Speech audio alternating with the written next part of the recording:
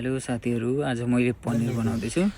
सुरुमा चाहिँ आलु बोइल गरेँ, त्यसपछि पनिरलाई चाहिँ फ्राई गरेँ। फ्राई गर्दैछु पनिरलाई। त्यसपछि मैले काटकुट गरिसके सबै।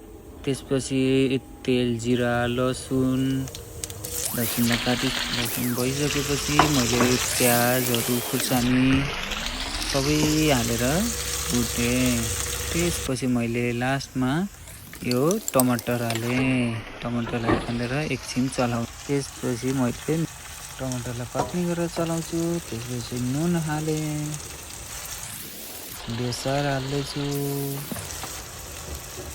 खुर्सानीको धुलो, त्यसपछि अजिनामोटो अनि मैले त्यसैमा एकैछिन राखेर गरम मसला हालिसके। सबै मसला हालेर अब मैले चलाउँछु।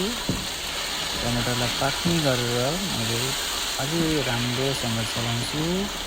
त्यसपछि चलाइसकेपछि मेरो हल्का स्किल देखाउँदैछु।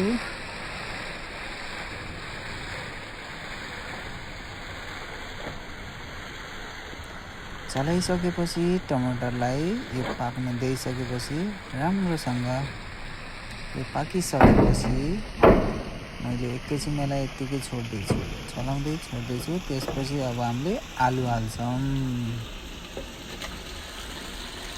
आलु हालिसकेपछि मैले आलुलाई चलाउँछु राम्ररी।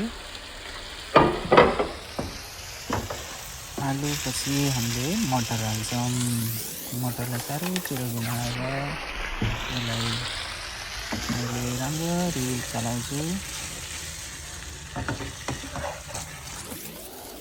अब त्यसैमा हामीले थोरै पानी हाल्छौँ अनि पनिर हाल्छौँ।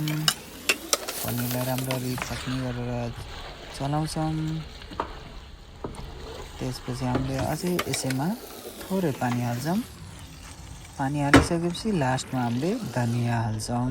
यति गरिसकेपछि हाम्रो आलु पनिरको रेसिपी तयार भयो। Thank you.